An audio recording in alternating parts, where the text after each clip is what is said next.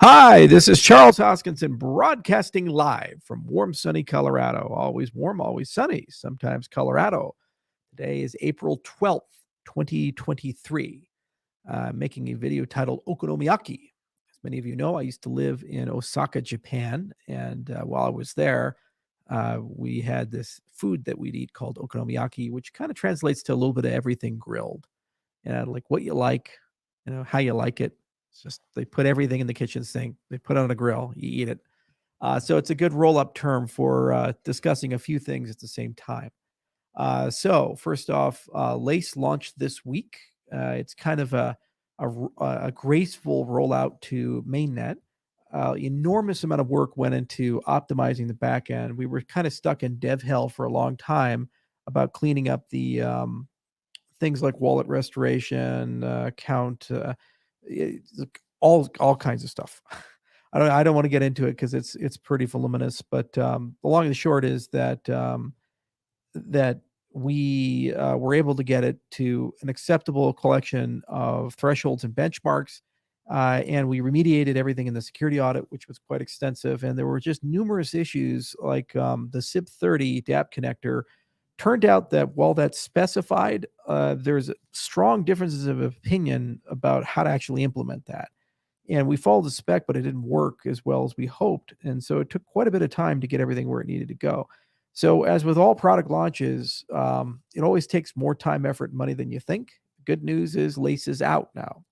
So, what's going to happen is that you're going to see rapid improvement iteration of Lace. And so, we're going to get to a 3 to 6 week release cycle where every 3 to 6 weeks, an update just comes. And it could be things like Brave support, Safari support, improvements in the account model, additional keyword recovery options in just 24 keywords, uh, new capabilities and features like the DApp store, multi-delegation, multi-sig, these types of things. Just you'll get a little bit of everything in your Okonomiyaki basically every 3 to 6 weeks. And the advantage of a Chrome extension is that it's very easy in that model to just push a cloud update to the software. So it just auto updates and just works. Now, there is a parallel team that's been working with the Lace project for quite some time, talking quite a bit about how to optimize Cardano infrastructure in general, like the deprecation of DB sync, node-to-node protocols, improvements to the node at CLI, these types of things. And then also working quite extensively about what is required for multi-chain. Basically, how do you get it to work with Bitcoin and Ethereum and Solana and all these other things? So both those teams are working. They're going to meet in the middle at some point, but every 3 to 6 weeks, that cadence, new stuff comes, and it'll just be fast and beautiful and concise. So I'm really excited to kind of watch that evolve and grow and roll out. Uh, there's a lot of magic that you don't see under the hood. It's pretty remarkable how much effort actually went into it. And I want to personally thank the Adrestia team and all the partners and the Lace team itself for how much work that they had to put in to get it over the hump. In fact, Florent was one of the lead engineers there on the Lace team. He put together kind of an elite launch group to get these last mile items done that were just lingering and lingering and lingering. And it's very good to see that we were able to do that. So I'm very proud of that. So Lace is very simple right now, but there's a hidden brilliance and elegance to simplicity. And what's nice is with a fast release cadence, it'll grow into a very feature-rich experience, actually faster than you think. So you keep coming back to it, and it keeps looking better and better. A few more things. We are still on target for the SIP 1694 workshop in Edinburgh, Scotland in July. And there's a lot of effort right now going into community workshops. The MBO also looks really good in terms of the progress that's happening. Finally, some communications are coming out, and that'll, like Lace, go pretty rapidly. So a few things come out, and then a lot of things come out. And throughout the summer, I think that plus SIP 1694 is going to continue building up. A lot of you have seen the enormous amount of work we're doing for Node version 8.0. So right now we're running on Node version 1.3.5.7 or something like that, or 1.3.7. I can't remember the exact SIMver. But we've moved over to the protocol version. So the next node update will not be a continuation of that bizarre nomenclature, but rather it's going to be a continuation of the protocol version as referenced on chain. So it'll be the node 8.00. And then what we're going to do is get into a 2-week release cadence with that node, probably to pre-prod. And then there's going to be a cycle for when that's considered to be mainnet ready. There's about an 8-month backlog, stuff that accumulated for a variety of project reasons, that's currently being put into Node 8.0.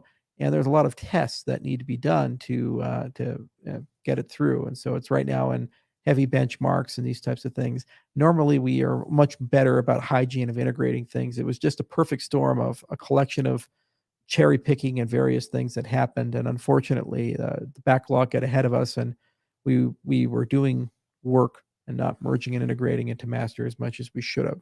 So we recycled and changed over the CI process and the VCS process and changed Simver to 8.00. So this is the node where we're going to start deploying Voltaire features to. So on pre-prod and on parallel testnet, some of the early ledger rules associated with SIP 1694 will start being implemented and added, and they'll work its way up over time. And then people through private testnets can begin to play around with those features and be in active conversation with the team. So this will be a faster, much more agile process for adding these capabilities to the system, and hopefully also give some understanding as we go into July about what a tendering process would look like for community tooling for SIP 1694 and how big of a delta that's going to be. So a lot of progress there. A lot of great progress with Mithril and Hydra. So part of the LACE initiative and the Addressee initiative is starting to pull together a working group, talk specifically about what is it going to take to do Mithril integration into a wallet. LACE will be the first mover, more likely than not, and bear the burden of the integration costs. But if we do that in the right way, it should be relatively straightforward for other wallets in the Cardano ecosystem to adopt to adopt Mithril into their stack and massively improve the security. So what's happening with Mithril is we're starting to get to the hardening and auditing part as opposed to the functionality part. So probably one more PI cycle is going to be required for that, but we'll dig deeper into the details. But I wouldn't be surprised to see that library be in an integration ready state probably in the summertime. And then it's just a question of how quickly can it be integrated into a wallet. There's 2 different modes with Mithril. One is full node security for a light wallet. The other mode is fast sync for a full node. So basically, it allows you to do parallel validation of epochs, which effectively gives you a chance to go multi-core. So basically, however many cores you have, you can sequentially validate each epoch out of band, and the Mithril certificates give you a checkpoint to let you know that each of those epochs look good. There have been some discussions about congestion control on Cardano, most notably with Meld issue, as there's a whole working group that's come together to kind of talk about this in general, but it's not anything really that new. In 2021, we wrote a blog post on the IO blog about tiered pricing, and there was kind of an implicit conversation, somewhat explicit in certain areas, about congestion control.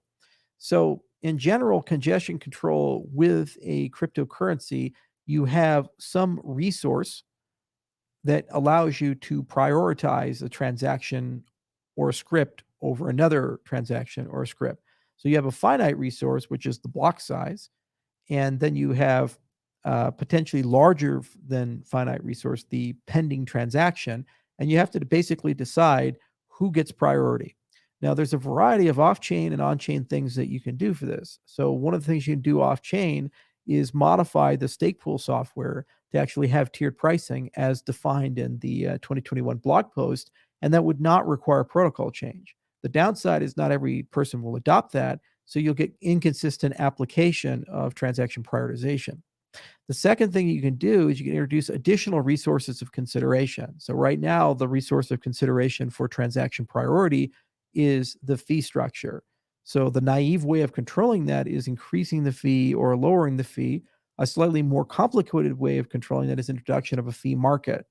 You could also explore alternative technologies, like, for example, you could do prioritization based upon transaction age.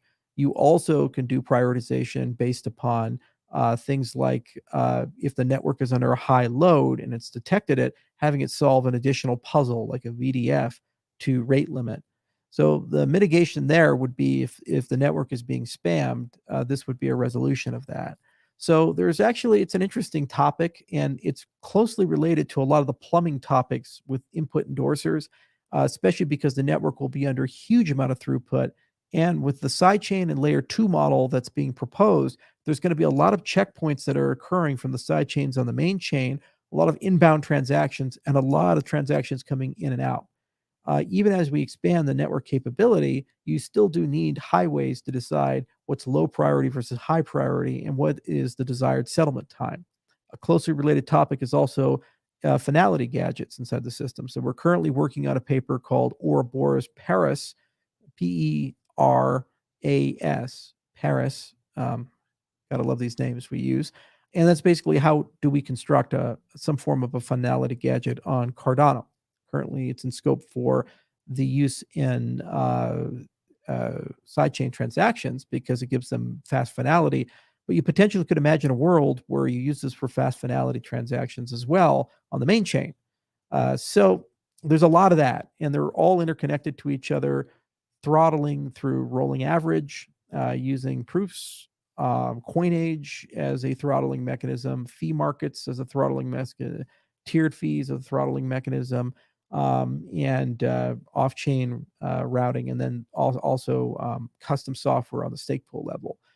So we're getting to a point where adoption is sufficient that it does warrant a nice conversation between the many different actors in the Cardano ecosystem, from people doing NFT drops to people doing DeFi applications to people just using Cardano for things like spending, so for payments, to really have a clear conversation about how do you get all that stuff packed into the bin. The good news is that there's no shortage of great ideas and research and protocol design, and there's short, mid, and long-term options to improve things where and when they're necessary. It was kind of like that's a problem we'll deal with when it becomes a problem.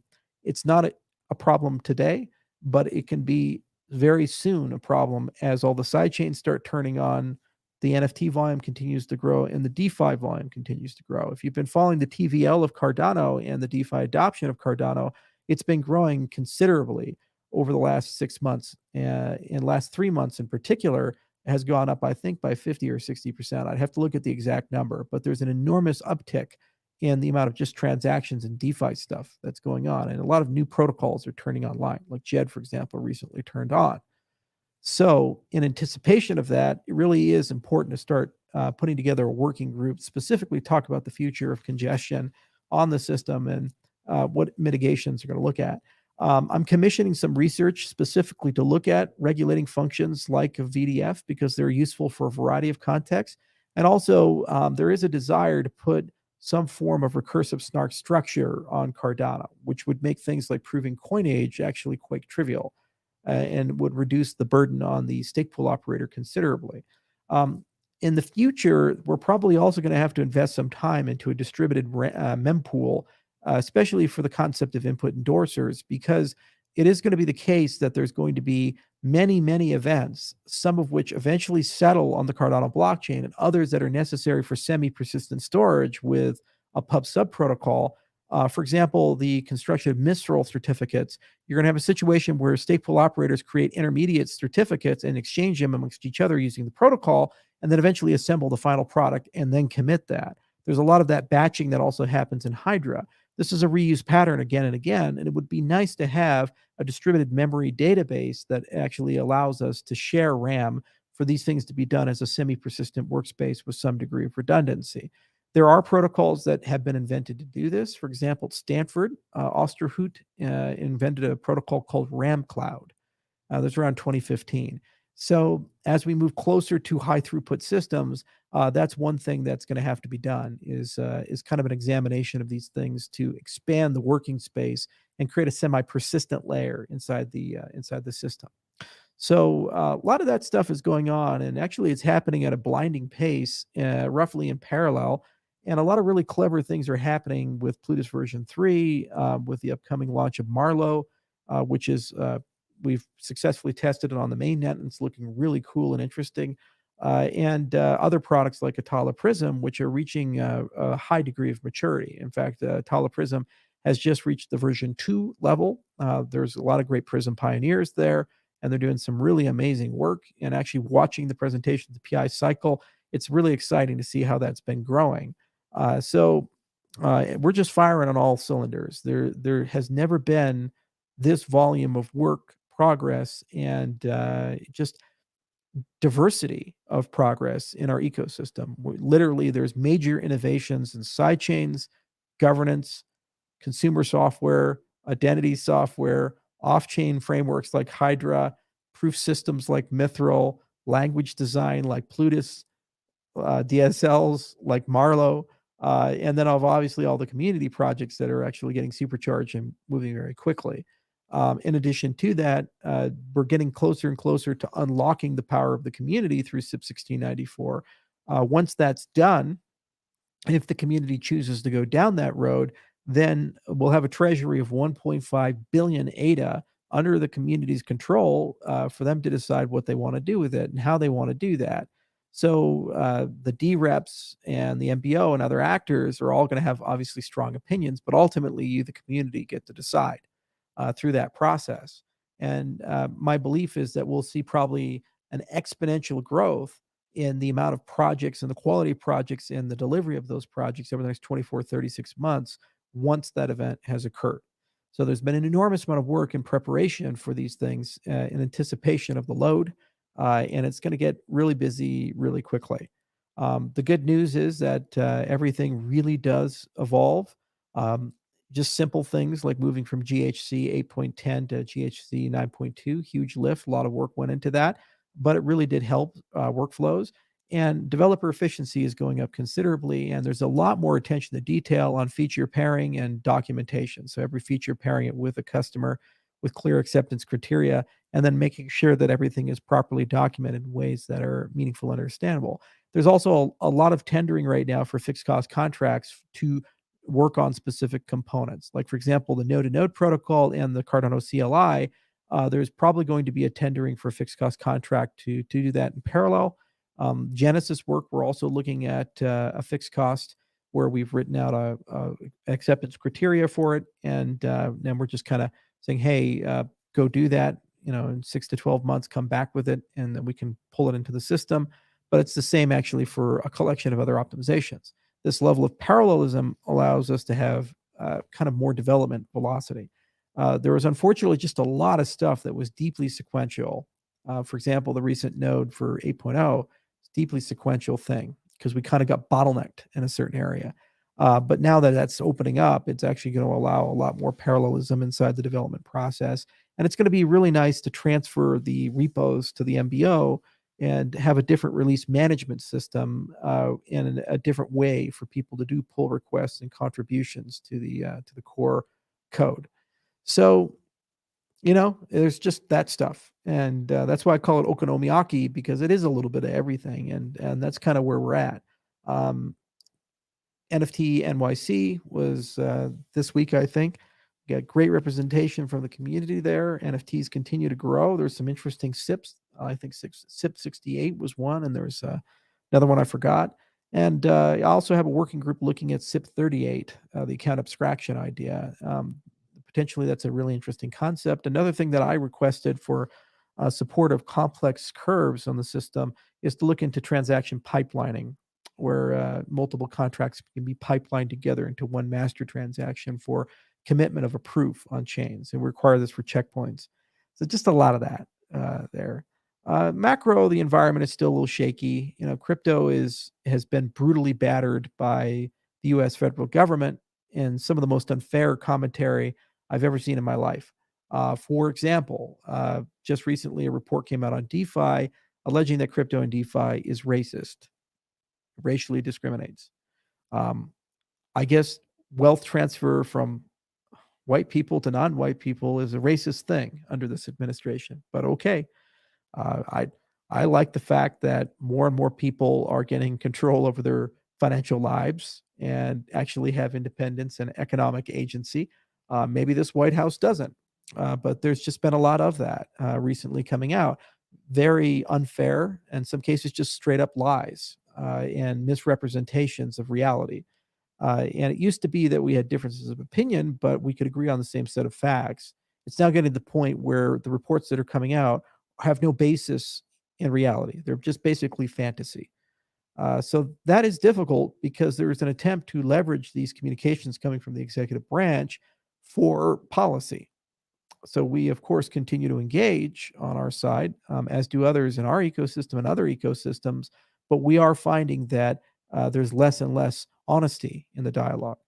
That said, courts do seem to still be on the side of crypto because they're on the side of rule of law, fair disclosure. They're on the side of freedom for the most part in many cases, not all, but in many cases. And also, it seems that there is a growing blockchain caucus that is becoming increasingly disgruntled with the unaccountability of the bureaucratic layer of the United States.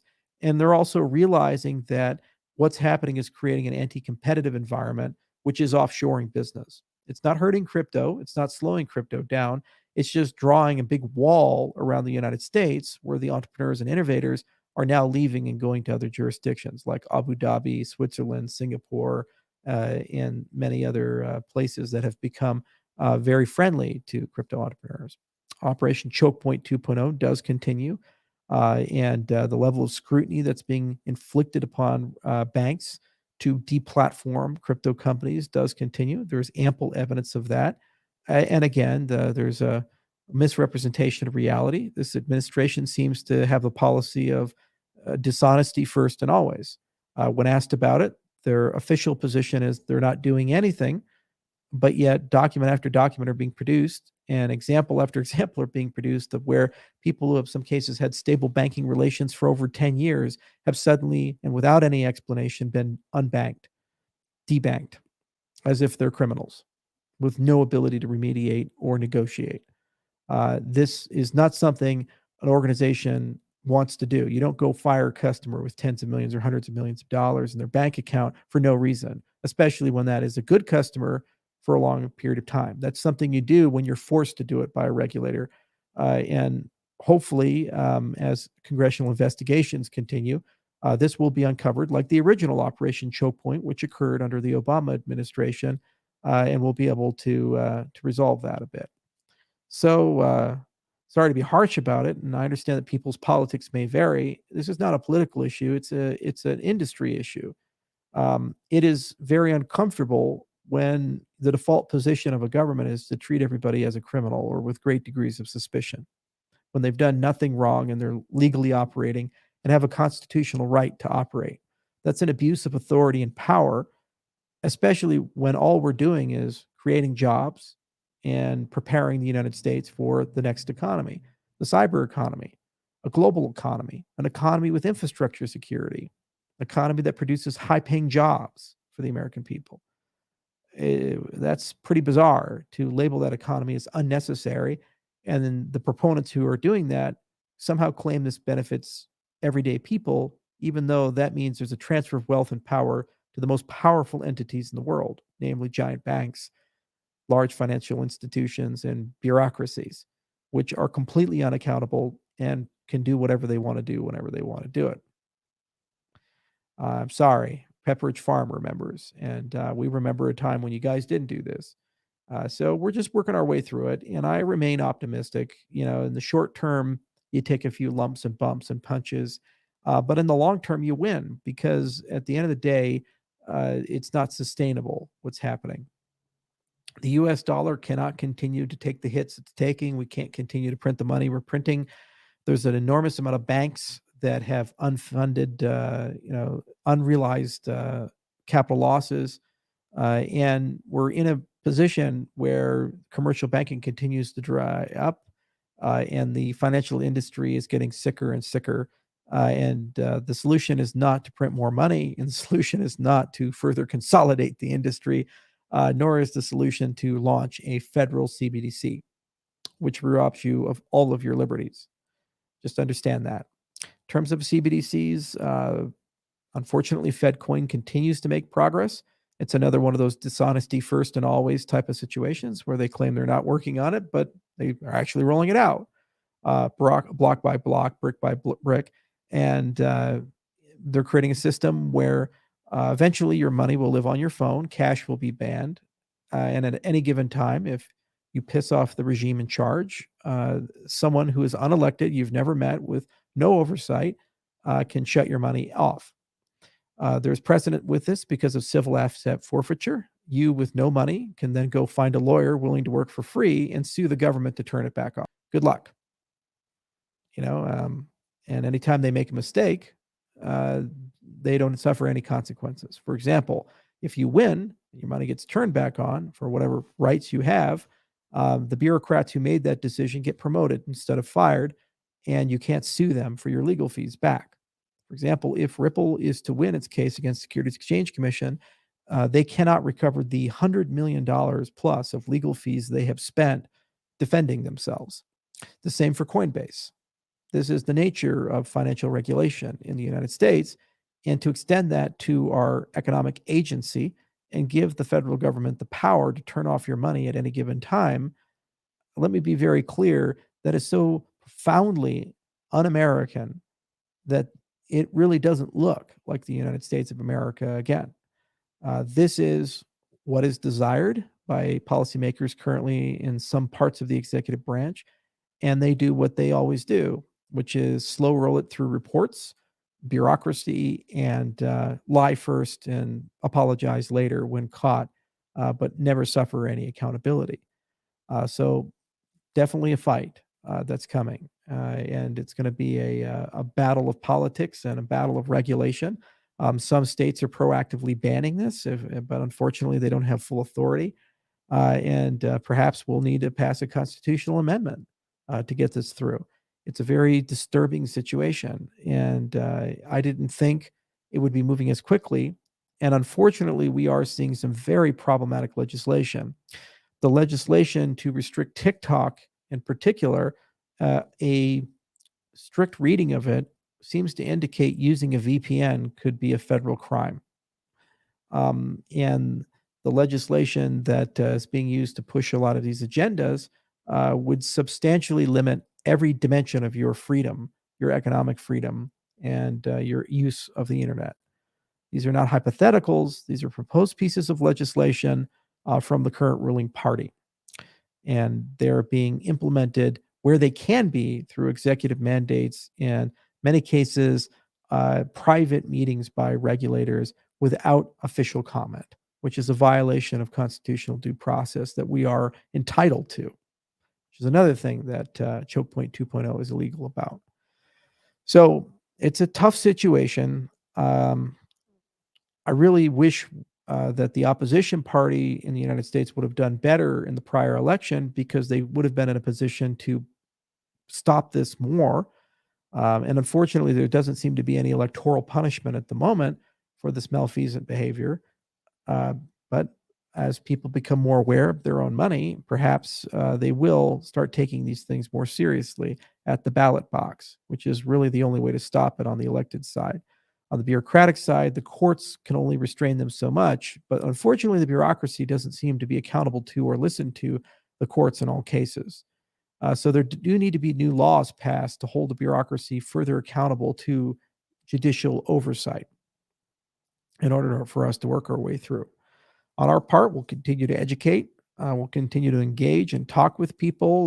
We'll continue to try to find some common ground where it makes sense. And we'll continue to ask people just to, at the very least, be honest and tell us where they stand. And we'll continue to advocate for sensible policy where we can still have consumer protections, but at the same time, preserve what makes the industry special. I know I signed up for transparency and auditability, immutability, decentralization, equality, where everybody is equal in the system and that they have the same access to the system.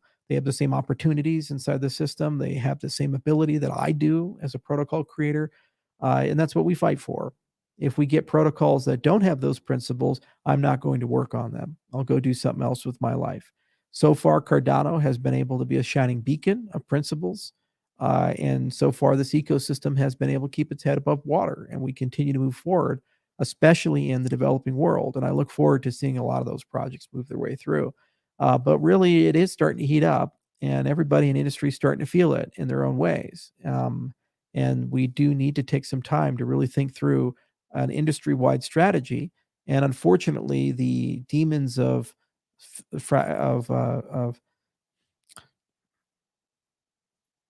best way to put it, the polarization and tribalism and fragmentation that's caused by our economic differences has resulted in it being very difficult to work with other members in the industry. Some we do work very well with, like we have great conversations with Algorand and other ecosystems. Other ones, it's exceedingly difficult to even get an acknowledgement of legitimacy from them. For example, Bitcoin maximalism, where their opinion is it's completely okay for the government to go after the altcoin industry, everything that's not Bitcoin, because we're all evil and Bitcoin's the only legitimate thing, not realizing that government doesn't make policy that way. Well, the same tools and techniques they use to delegitimize altcoins will be used on Bitcoin. And they have this mistaken belief that somehow, some way, they're above the fray and immune to all of that. And regardless of what the US does, it'll have no influence on Bitcoin. Let me be very clear: the most powerful country in the world that still is the world reserve currency for the majority of countries decides to take significant and severe sanctions on cryptocurrencies. This is a ubiquitously bad thing for the entire industry, including Bitcoin. You are not an island. You are not divorced from this. And this belief that somehow, some way, that going it alone will solve the problem is counterproductive. We are in the same boat. We're the same class of technology. We have the same overall goals and philosophy of liberating people, giving people economic agency. So this industry needs to grow up a bit, and it needs to be more mature, and people need to listen to each other and work together in order to get things done. Um, or we can just by default allow the industry to fall apart one by one. So we'll keep doing our part to try to unify and build bridges where and when it's possible, and try to remind people that we're all in the same situation, and that this really is a fight for what the 21st century is going to look like. The next 50 years, we're going to decide if we have an autocratic monetary system controlled by a small group of unelected people who get to decide every aspect of your life from cradle to grave. And if you disobey their mandates, can completely obliterate you in every dimension: your freedom, your economic agency, and your brand and reputation. Or do we live in an enlightened world where everybody actually has guaranteed freedoms and has control over their own lives and a voice, freedom of association, commerce, and expression?